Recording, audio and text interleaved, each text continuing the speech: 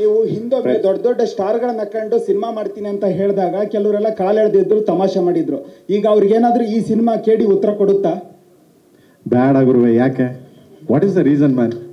Cinema ನಾವು KVN ಸಾರು ನಮ್ಮ ನಂಬಿ ದುಡ್ಡು ಹಾಕ್ಯಾರೆ.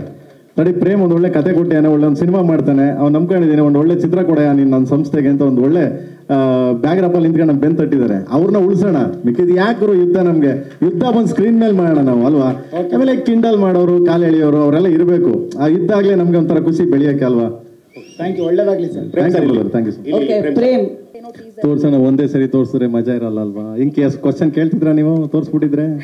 ತೋರ್ಸಲ್ಲ, ನೆಕ್ಸ್ಟ್ ತೋರಿಸ್ತೀನಿ. ಇನ್ನ ಇದೆ, ಇನ್ನ 3 months ಇದೆ.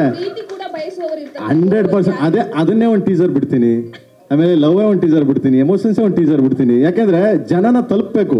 ನಾವು ಸಿನಿಮಾ ಎಷ್ಟು ಚಂದ 1.5 ವರ್ಷ 2 ವರ್ಷ ಕಷ್ಟಪಟ್ಟು ಸಿನಿಮಾ ಮಾಡ್ತೀವಲ್ವಾ, ಅದನ್ನ ಜನನ ನಾವು ನಮ್ಮ ಹತ್ರ ಹಿಂಗೆಲ್ಲ ಇದೆ. ಒಂದು ಹಣ್ಣನ್ನ ಅಂಗಡಿ ಅಂತಂದಾಗ ನನ್ನ ಹತ್ರ ಈ ಅಂಗಡಿ ಇದೆ, ಈ ಹಣ್ಣಿದೆ, ಆ ಹಣ್ಣಿದೆ ಅಂತೆಲ್ಲ ತೋರಿಸ್ಬೇಕಲ್ಲ. ಒಂದೇ ಸರಿ ಇದೊಂದೇ ಹಣ್ಣು ಅಂತಂದಾಗ ಅವೇ ಮಾಡ್ಬಿಡ್ತಾನೆ. ಇನ್ನು ನೆಕ್ಸ್ಟ್ ಏನು ಇಲ್ವೇ ನಿನ್ನ ಹತ್ರ?